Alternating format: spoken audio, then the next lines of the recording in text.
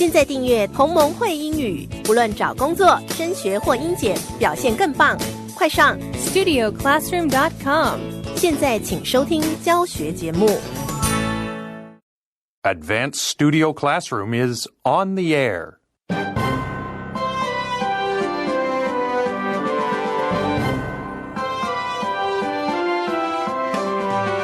Join us today as we continue looking at different ways to think about financial success.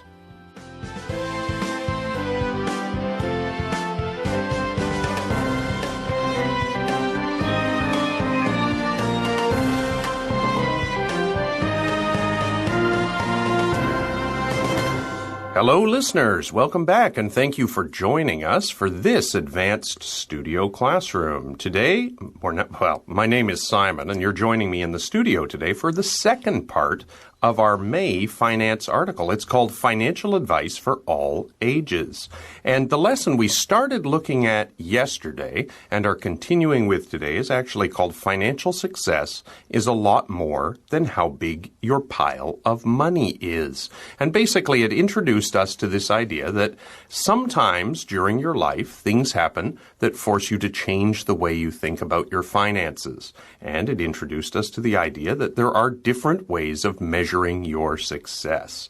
In the article yesterday, we were introduced to the writer who had a job in the past as sort of a white-collar professional for a corporation and then had left that life with all its stability behind to start a business as an entrepreneur. And when that happened, he found that his income became very variable.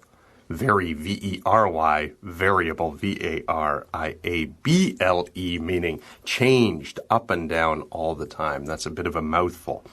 But he found through that experience that there were 6 signs that you could look for that tell you you're doing better financially than you think. Joining me in the studio today, I have Zach and Manya. Zach, I'm going to ask you to tell us, just by way of review, what was the first sign that you might be doing better than you think? All right, sign number 1, see if I can get this word right. You have clear and commensurate financial... Oh, no. We messed it up again. Oh, listeners, if you were with us yesterday, there was a lengthy discussion about this word because it is a difficult word. It's not one that native speakers use too often. It's commensurate. Commensurate. There it is. Commensurate. Yeah. And basically it means appropriate. Appropriate goals for whatever stage you're at in life, given your expenses and income and their lifestyle. Okay, so one of the ways to know you're doing better financially than you feel or think you are is if you have clear and appropriate or commensurate goals, you're probably doing better than you think. Because as it turned out, most people don't have really any financial goals at all. We learned about a survey, and so if you have a plan, you're actually ahead of the rest of the pack in the race. Manya, can you tell us what the second sign was? The second sign is you believe it's not about net worth, but net worthiness. So it's not about the amount of money, but it's about how valuable... How much value you have in your life, exactly. I guess you could say, right? Yeah, yes. So I guess the point is you can be doing things that are valuable even though they're hard to measure with money. That's right. And I think what that really, listeners, my wife temporarily gave up her career to sort of stay home with our son and with our daughter. And so as a result of that, it's a big life change, right? But it's a choice that she made because she felt it added value. It was a valuable thing to do, even though it isn't adding to the net worth, the amount of money you have. Okay, and that brings us to today's portion of the lesson where we're going to look at signs number 3 through 6. Now, listeners, you can find this in your May Advanced magazine. I hope you have your magazine with you. If you don't, quickly run out and get one. Come back in and have a look at page 23 because we're going to do the first reading together now.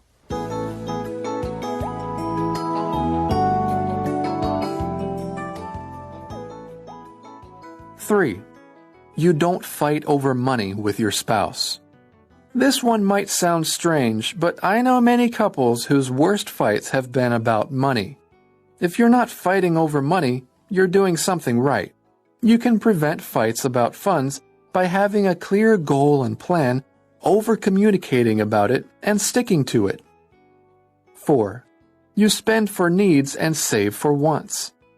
I'm not saying don't buy things just because you want them. You can't take it with you after all. I'm saying, in general, be cognizant of when you're spending on a need versus a want, and be careful with the balance between the two. Saving for wants helps curb the need for instant gratification, which gets many couples into dire financial straits.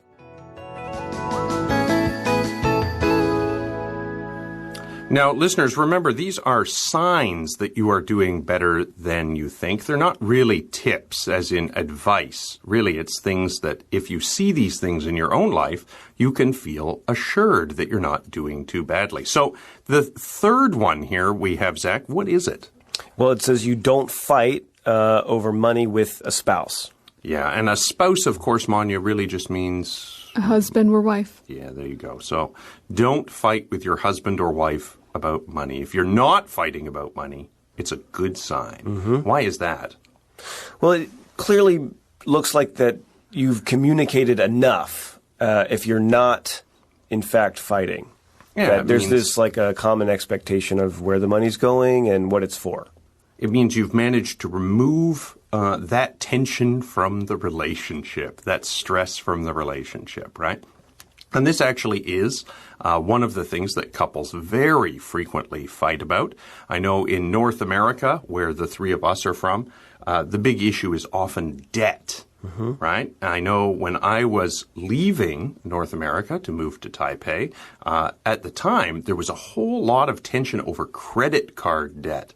And there was sort of a... So we're talking about the money that you owe. Yeah. And the familiar story was sort of like one of the people in the marriage had basically accumulated a lot of credit card debt, sometimes secretly, sometimes not secretly. And then both people ended up sort of dealing with the problem. And that created a lot of stress in the relationship. That was kind of the... it's like kind of the familiar story. I suppose you could say the stereotype of what caused tension. There are other things as well, of course, right? Like college debt. College for children, college debt. People are bringing in all kinds of things. But I guess the point is exactly what you said, Zach. If you are not fighting about money, it's because you've talked about what your goals are. You have clear shared goals. And you're both kind of working towards those things together. Well, what I like about the way they phrase this third tip is that it's you're not fighting, so it's like this measure that you've done something right. So often people will ask or be concerned, what can I do in order to avoid this? Well, you just have to do the bare minimum. Just try something. And then if you find yourself not fighting, then okay, you've done it. At least you found the minimum. By try something. And the minimum. What do you mean? Give Talking me an about, example. well, just kind of stepping out and saying, well, I don't know the perfect plan for handling maybe my spouse's college debt or vice versa, but we're going to at least put a plan into place. And if you're not fighting, well, then you've made an effort. And I think just getting started is a very important part. And then you kind of figure it out as you go. So correct me if I'm wrong here, but you're saying with your spouse, when you set a financial goal, you don't think it matters so much if you achieve it?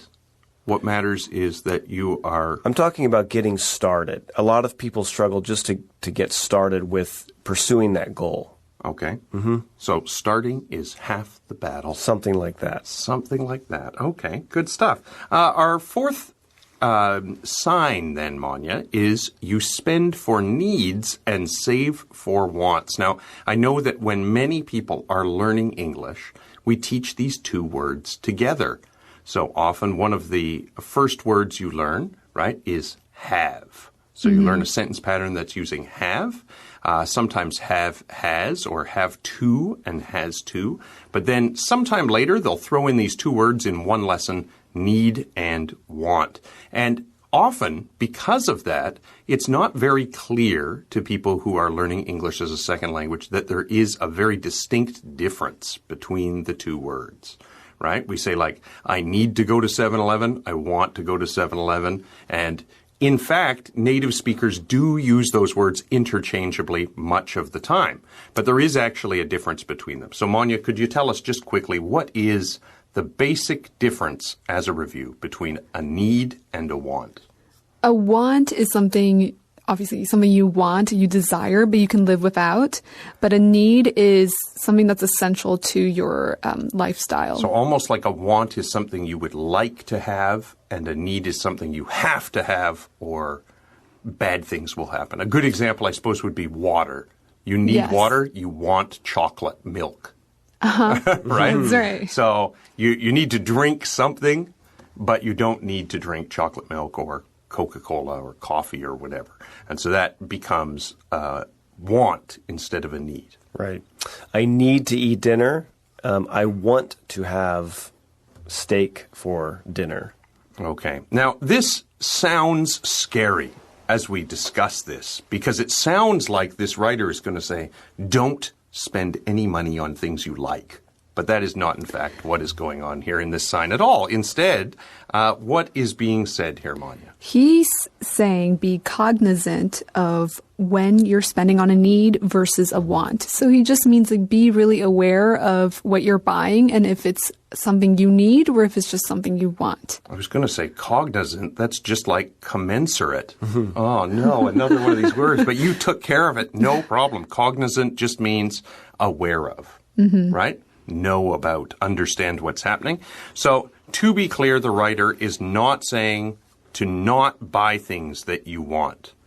And then he uses this very common English saying, you can't take it with you, right? When you say you can't take it with you, what we're talking about is when you die, you can't take your money to heaven with you, right? And so the idea is you should use the resources you have well, you have the chance to use them. It's a very common English saying, and that's actually probably why a lot of people have credit card debt in North America, because of that kind of thinking, right? Nonetheless, it doesn't mean you have to live this terrible, hard life while you have a big pile of money building up in the bank. Instead, the writer's saying, in general, just be aware of when you're buying a need versus when you're buying a want, and then try to find some sort of balance between the two. Then they talk about saving, right, Zach? What do they say there? They say that for saving, it helps curb kind of the needs versus the wants. Yeah. So, for instance, how do you evaluate what is a need and what is a want? Okay, so saving for wants, the idea being that, like, you know, if you need to buy groceries at the supermarket, if you need to buy food at the supermarket, you should just go buy it. But if you have a bunch of money in your bank account and you want to buy a new sailboat, right, maybe you should come up with a plan and save for that instead of just going and buying it because you have the money. And that, I think, is the basic idea. But the failure to understand the difference between needs and wants and to save for wants leads many couples into dire straits. Now, this is another common English term. It just means... It's also an English rock band. Oh, there you go. Yeah, but that's not what we're talking about. But what this term means is like a desperate situation. So you get into big trouble, big problems, dire straits, if you don't know the difference between your needs and your wants. You're talking about like a mountain of credit card debt. Yeah, or just buying a sailboat, when you know, with the money in your bank account. Well, even if, you know, the money's in your account, you just spend all your money on the sailboat. You don't think about it or save for it first. You know, that sort of thing. You want to find balance. Doesn't mean you can't have your sailboat. Just means maybe you should be aware that it's a want and not a need before you go out to buy it. Good thinking. Let's have a look at our next two, in fact, our last two signs in our second reading now.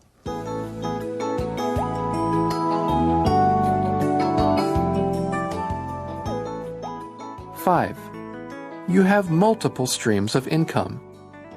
I like to maximize revenue, but I don't like to have all my eggs in one basket. Profound Performance, our business, brings in 10 different streams of revenue. To me, it's a new measure of success to be bringing in income from a side hustle or two, even if it's a small percentage overall. It speaks to resourcefulness and creativity, important values my wife and I share. 6. Debt is a thing you manage. It doesn't manage you. This is admittedly basic, but too important to pass over. I think it's a real victory if you can pay off credit card balances each month, maintain a good credit score, and keep a good debt-to-income ratio, your monthly bills divided by your gross monthly income. Your definition of success. Success should always be what you define it as. There's even room for interpretation on what constitutes financial success, too. Okay, now, sign number 5 has something to do with multiple streams of income. Now, this is an interesting phrase if you have a look at it, because basically it's comparing money to water. And that's something we can do in Chinese and in English and in different languages, right? So streams of income, a stream is usually like a small river, right? And the idea here is that you have like a river of income. Basically what that means is you have a paycheck you're going to receive each month, or you have a certain amount of money that you're going to get from somewhere each month. Not just one time, because that would be like a bucket of water, not like a stream of water. Flowing. The idea with the stream is it keeps coming in, right? The water keeps coming your way.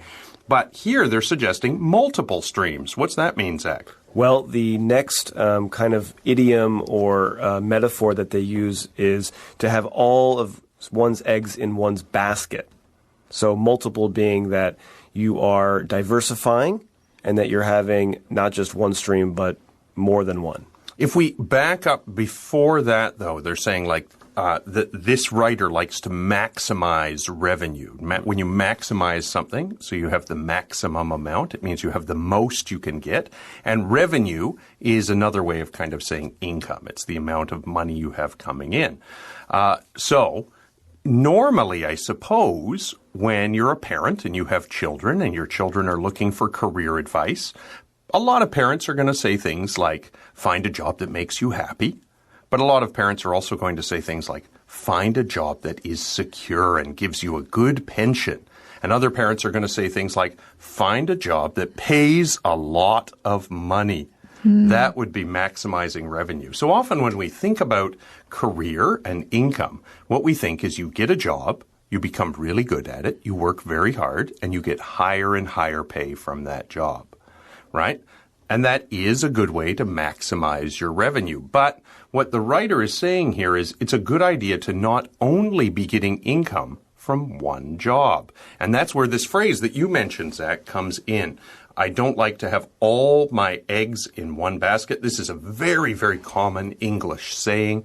The idea being that if you are a kid on a farm and it's your job to get the eggs from the chickens in the morning, you put all the eggs in the basket and then you trip and fall down, all your eggs are broken. Everything is gone all at once. And in the same way, if you're working really hard at one job and all your money comes from that job and you lose the job, boom, all your money is gone. So the idea is to diversify, spread out the risk. So instead of having one basket of eggs, put the eggs in 2 baskets or 3 baskets. So even if you lose some, they're not all gone. And they're comparing this idea of eggs in baskets to sources of income or jobs or ways you earn money.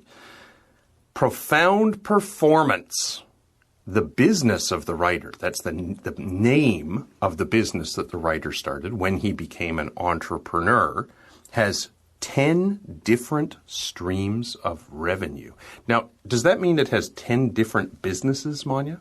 No, it just means they have 10 different sources of income. So I like to think of this as maybe like a consulting company, but instead of having like one big customer, they have 10 different customers that are separate. So if one stream dries up, They still have 9 more flowing in. Yeah. So this is interesting because really it means that this person has got one job, but they've still managed to get their eggs in different baskets, right? And so that's an important idea because, you know, for many people, particularly if you're working for the government or things like that, you're not allowed to have a second job. You can't have a part-time job. So how do you have multiple streams of income then? Well, maybe you're able to invest your money. Maybe you're able to, I don't know, buy old houses and fix them up and resell them, things like that. Real estate. All kinds of different ways that you could be earning money that aren't just reliant on one source of income. And that's really the idea they're talking about here. So the writer continues to say that to him, it's a new measure of success to be bringing in income from a side hustle or two.